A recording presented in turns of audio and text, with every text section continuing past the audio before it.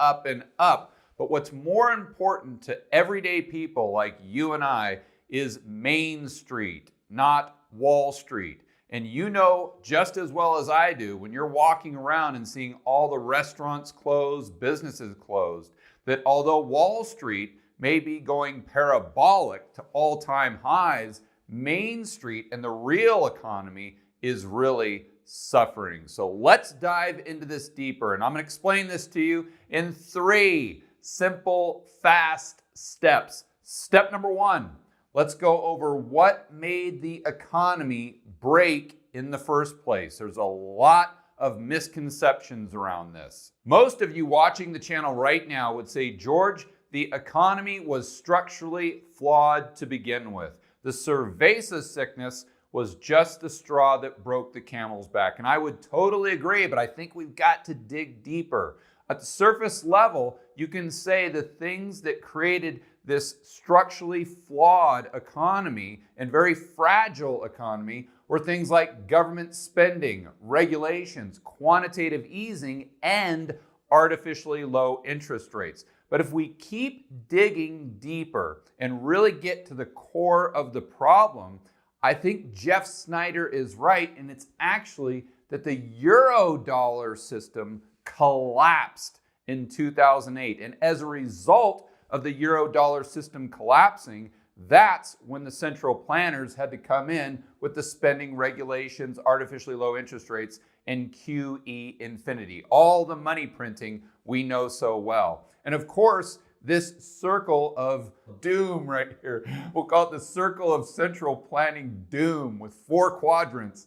We see this at surface level, but what we have to realize as a result of all of this central planning and tops-down micromanagement of the economy, we have misallocation of resources, scarce resources with alternative uses. Going right back to my favorite economist of all time, Mr. or Dr.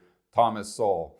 And this creates massive market distortions because there are no price signals. More on that in step number 2. The easiest way that I can describe how a misallocation of resources distorts the entire economy and makes it much more fragile and structurally unsound, we'll just use the simple analogy of making food. So we've got option A and option B. So option A, the people doing the cooking, let's say they have a cookbook and we've got limited resources here. We have a limited amount of flour, a limited amount of cheese, tomato sauce. We'll say we're making pizzas. Therefore, we have to maximize on every single ingredient we have because it's a scarce resource.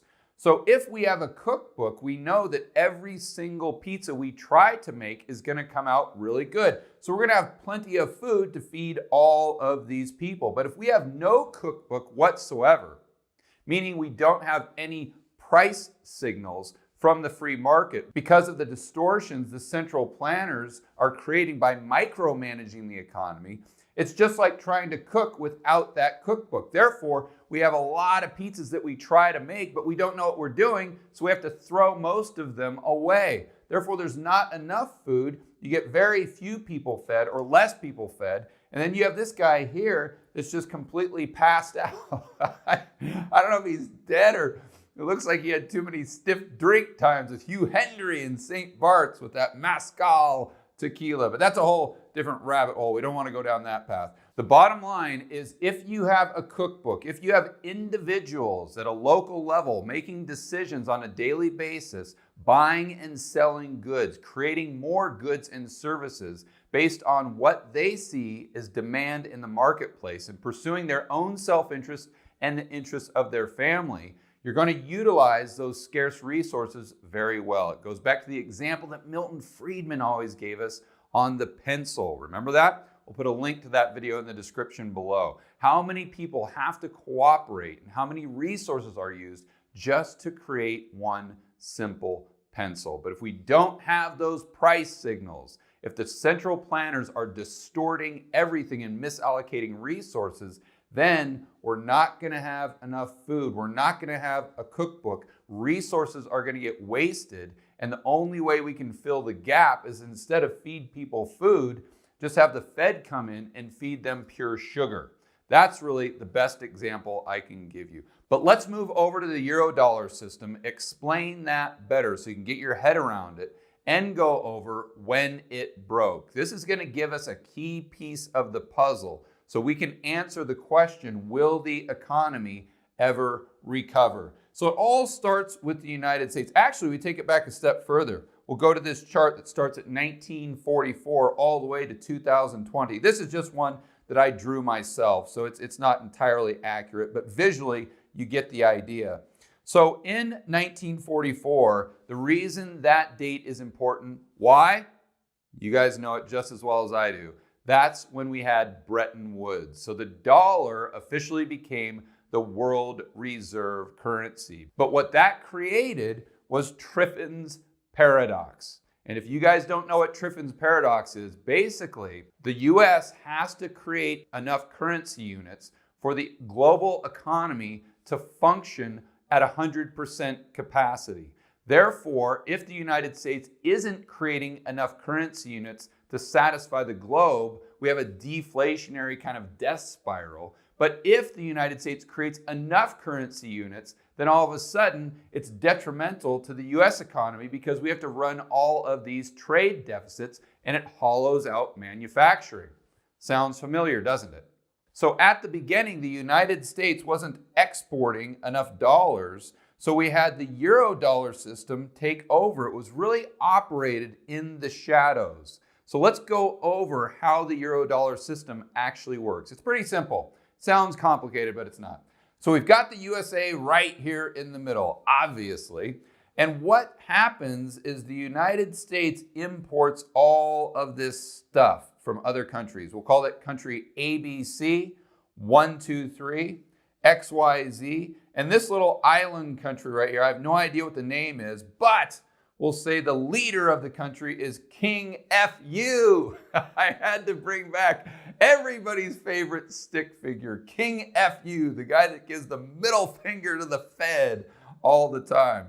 So King FU needs some dollars for his corporations and his companies, but unfortunately, they're not getting enough dollars coming out of the United States. Because remember, when we have a trade deficit, there's more stuff going into the United States, being imported into the United States, than is being exported to other countries. Therefore, we run a trade deficit. But what that means is the balance or the difference between what we import and export are currency units.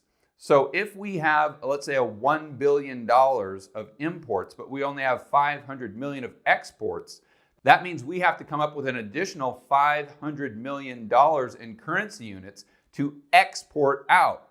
You see, that's how the countries were supposed to get the dollars they need. But these countries were growing a lot faster than that, so they had to come up with a solution. So what the banks did in XYZ country 1, 2, 3, and ABC is they said, listen, we have these dollar deposits, and we can get rid of this fractional reserve thing. It really doesn't make too much of a difference because we need to generate tons of dollar-denominated loans. So since we have these dollar-denominated deposits, we'll go ahead and just create dollar-denominated loans. So effectively, they're creating dollars outside of the system. Again, in the shadows. Nobody knows how many dollars they're creating or exactly how they're doing it and who is getting those dollars. So these dollar-denominated loans go back and forth from country to country, from corporation to corporation, and bank to bank, from ABC to 1, 2, 3, 1, 2, 3 to XYZ and back. So if you see these little dollar signs are representing US dollars, there's only 5 of them coming out of the United States through the trade deficit. But there's a lot more dollars that have been created outside of the United States through the Eurodollar system and because of Triffin's paradox. Now, this really goes into hyperdrive, going back down to my timeline, in 1971 when the dollar is removed from the gold standard. So in my mind, I see it this way. This blue line represents the old dollar system. And it kind of trucks along here. We'll call it M2 money supply or broad money. And it goes up. We had a little bit of a plateau in the GFC, but then it's gone parabolic since then, as we all know. But the Eurodollar system grew much faster.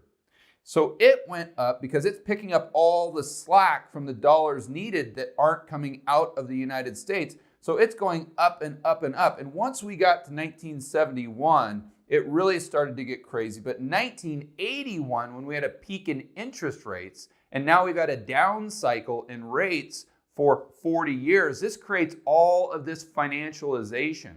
And the financialization of the entire economy can happen because we're not on a gold standard. There's nothing restricting the amount of base money that we can create. So the Eurodollar system goes hog wild. They've got nothing restraining it, and we come up with all of these derivatives. Editor, go ahead and throw up a chart, and let's walk through this. This is an amazing chart from the Visual Capitalist. Actually, I'm going to go online right now and walk you guys through it.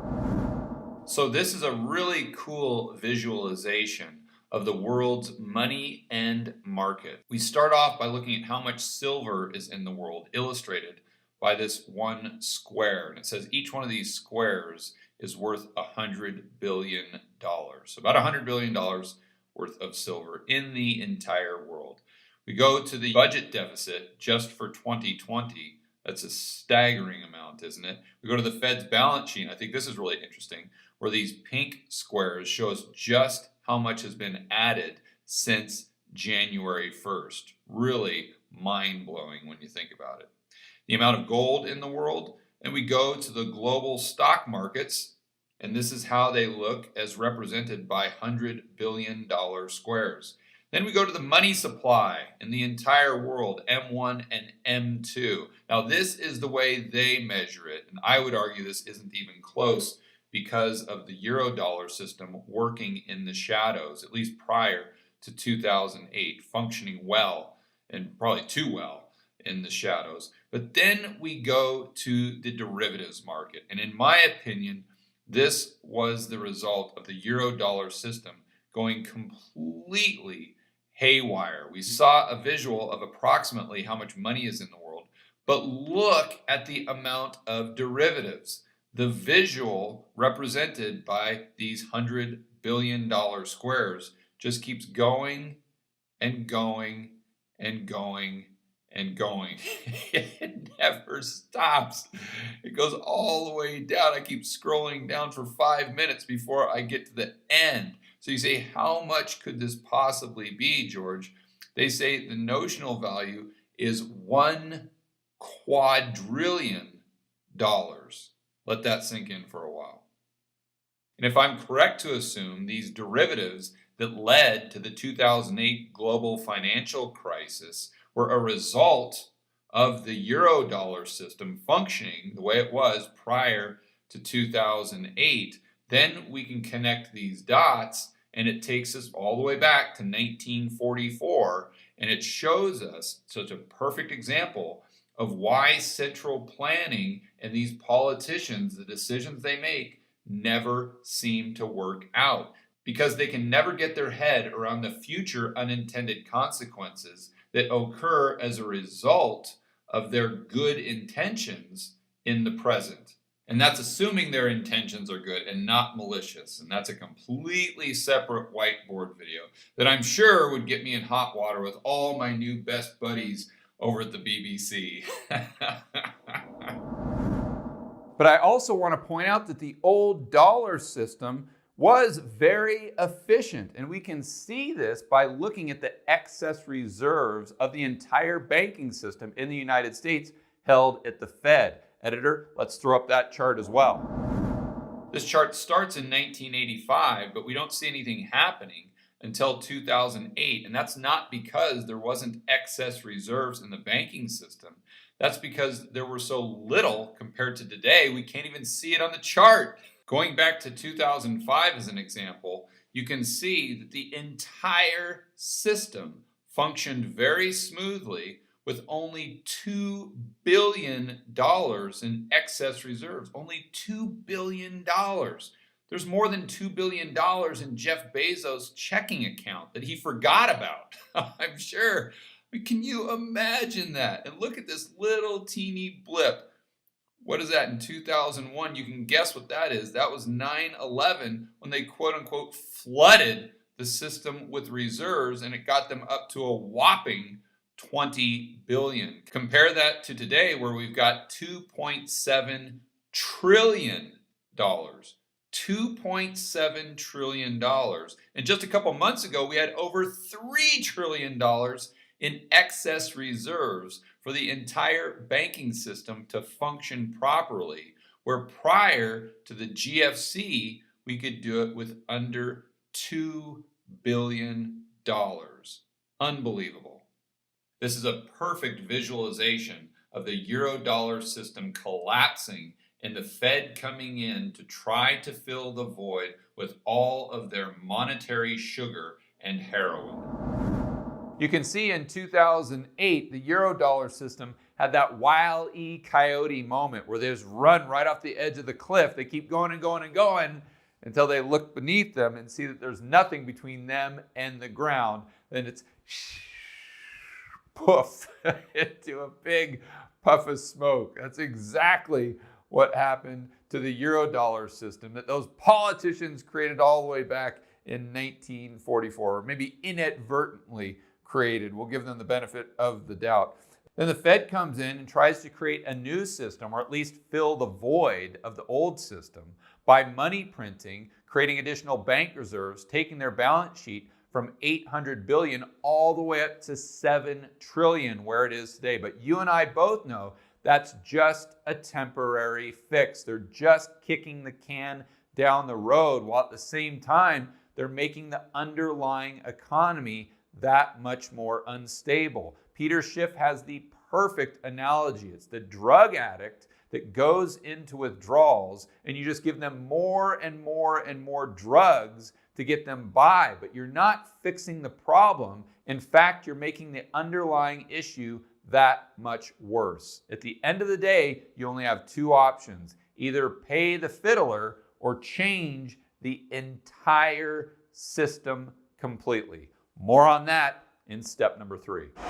Step number 2, why the problem and the real economy is going to continue to get worse. And really what it boils down to, what my good buddies Emil Kalinowski and Jeff Snyder always say on their podcast, Making Sense, is that the central banks aren't central. That's a key point. And another thing that Lynn Alden, my partner in Rebel Capitalist Pro, always likes to point out, I think this is extremely true as well if you think about it, that the central banks are very good at crushing the economy and inflation, just like they did in 1981 when Volcker took rates up to 20%. But they're very bad at building the economy. So they can crush it, but they can't build it. Let's go back to this diagram or this timeline I had in step number 1. And to be very clear, this is just a visual timeline. It doesn't represent any amount of money supply or any amount of euro dollars in the system outside of the United States. It's just a visual that I drew so you could understand what I was referring to. But I was talking about the old dollar system and then this new dollar system. But I think it's a lot easier to get our heads around it if we think of this time prior to 2008 as the time where the monetary system was focused on the broad money supply. In other words, the money that was in the real economy chasing goods and services, and the money that was being created by the commercial banking system, the retail banks, and the community banks to fund productivity. Entrepreneurs going out there taking risks and creating more businesses, more goods, more services, and creating more jobs. But now that that system is broken, we've moved to the Fed coming in and trying to recreate the same productivity just by focusing on base money, bank reserves, the Fed's balance sheet, not necessarily the balance sheet of the commercial banking system. And it gets more nuanced than just the two balance sheets. We'll get into that in just a moment. But another thing I wanted to point out, going back to step number 1, is this Eurodollar system that got way out of control that we saw there with the derivatives. You have to ask yourself the question, would it have gotten that out of control if the Fed wouldn't have come in the late 1980s, early 1990s and start propping up the market with the Fed put? Regardless of whether it was real or whether it was just psychological, it gave the market confidence to take more and more risk. So I definitely think there's an argument that the Eurodollar system would not have gotten that out of whack if it wasn't for the intervention of the Fed and the central planners. But going back to this more nuanced look of the two systems, one focused strictly on base money and the other focused on broad money in the real economy, or the balance sheet of the Fed, the balance sheet of the commercial banking system, however you want to look at it. Now what we have is this system where the Fed just goes back and forth with the primary dealer banks and the banks under their umbrella. We'll call it Goldman Sachs. So they're doing quantitative easing, all this financial engineering that increases the size of the Fed's balance sheet. So again, they're hyper-focused on base money because they think that will trickle down into the real economy and create productive broad money growth. But we're seeing that's not happening at all. The only thing that it's doing is trickling down into the stock market, creating asset bubbles. What they're trying to do through money printing, quantitative easing, artificially low interest rate, and creating all these additional bank reserves, taking their balance sheet to over $7 trillion, is have a positive effect on the real economy. But there's this distinct line in the sand. There's not a very good transfer mechanism. So we've got the retail community bank here that should be the driver of growth. They should be the focal point for a healthy economy. They're the ones that fund all the people out there. We'll call them farmers in this very simple economy I always use.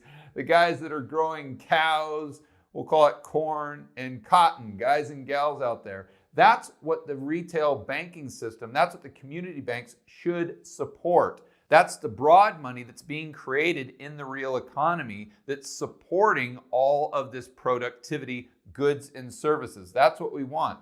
But what we're seeing is the real economy isn't being supported at all. The only thing that's being supported is the financial economy. And you know, this is a house of cards. And to understand what we may see in the future as far as the Fed actions, you've got to try to see things through their eyes, as difficult as that may be. And to do so, you've got to understand something called the Phillips curve. Editor, let's go ahead and throw up the chart. This is the Phillips curve, and it's pretty much the lens in which the Fed and central banks view the world. Pretty straightforward. Inflation rate on the left, unemployment rate on the right. As the unemployment rate goes up, inflation rate goes down. As the unemployment rate goes down, the inflation rate goes up. So in the Fed's mind, if economic output equals low unemployment and low unemployment equals higher inflation, then you can assume that higher inflation must equal economic output. And to say that out loud, it sounds kind of silly, especially when we have the 1970s to look back on. But these are the type of models that the 900 PhDs working at the Fed completely depend on. They remove logical thought, they remove common sense from the equation and get hyper-focused on these models. If the model tells them to do this, then that's exactly what they do, and they expect to get a specific result. If they don't get a specific result, they don't come to the conclusion that the model could be flawed. They just come to the conclusion that they didn't do enough of what the model told them to do. So just to review again, they think that the inflation rate equals economic output, productive economic output. Therefore, all you have to do is create inflation and you create positive economic output, real growth in the real economy. Now let's look at this in a slightly different way to make sure we are all on the same page. I think this is crucial that you fully comprehend what's going on so you can build wealth and thrive in a world of out of control central banks and big governments. So I'm just going to explain this process in a little bit different way. I've been using this analogy, and I got it from Jeff Snyder and Brent Johnson. So guys, hat tip to you. Thank you very much. And it's this analogy of a bucket. We've got these two buckets right here. And on this side, Jerome Powell, and I didn't draw him very well today. I'm a bit disappointed in my stick figure because my black pen is running out of juice. Sebastian, get on that ASAP, please. We've got Jerome Powell, and of course, your insolvent Uncle Sam, who obviously is drunk. We can see his smile kind of to the side, his cross-eyed. But they've got this hose, and they're filling up the bucket with water.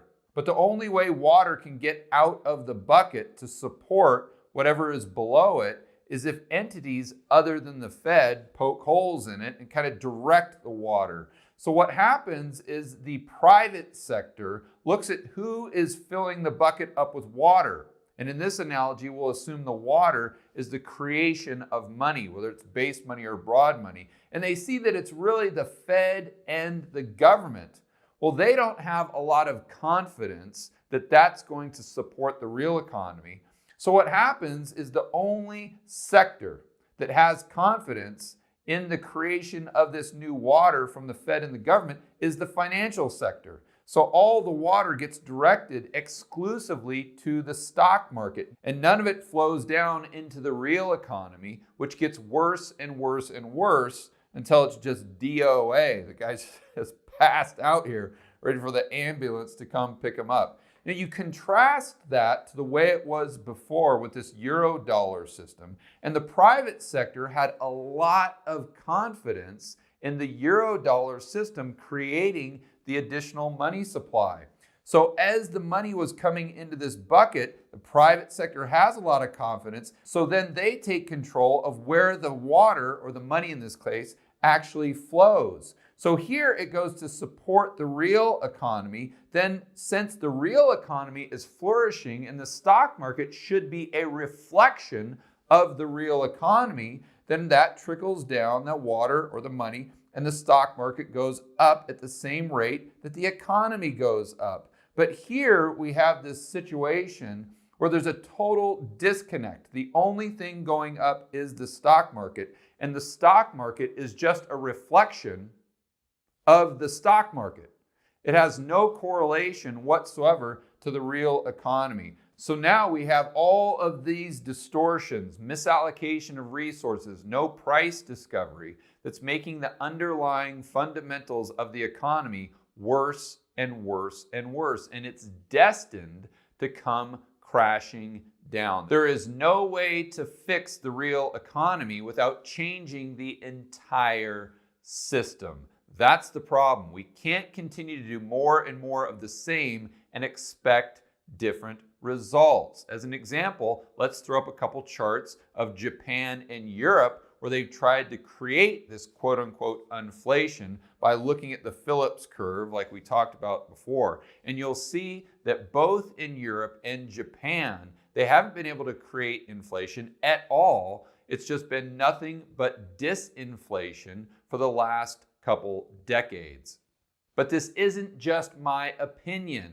To explore this further, let's go right to a recent interview I had with experts Jeff Snyder and Lynn Alden. Is it possible to fix the U.S. economy without fixing the Eurodollar system? No, I think it's not. I think the only way we're going to be able to fix the economy, especially in the long run, we can get it working a little bit here and there, as we saw in 2017 or 2014 or 2010. You know, it seems to progress a little bit, and then it sputters again, and it's even worse in the rest of the global economy. So if we're talking about a long run solution, I think we need to replace the system. We need to replace the Eurodollar system. I would prefer to see one that isn't entirely bank centered, because obviously we've seen the downside of what happens when it sputters and when it doesn't work right. We need to find a system that works on all levels and does so predictably in a long-term fashion. Step number 3, And unfortunately, my editors are telling me I've gone on way too long. I've been talking too much. The Fed is getting me riled up. I just can't help myself sometimes. But we'll turn this into a 2-part video. This is part 1. Part 2, we'll do our best to get it out tomorrow. The conclusion that you're definitely going to want to watch, because we'll be going into some really cool solutions for a brand new system, a brand new monetary system, potentially built around blockchain technology. So check out that video tomorrow. For more content that'll help you build wealth and thrive in a world of out-of-control central banks and big governments, check out this playlist right here, and I will see you on the next video.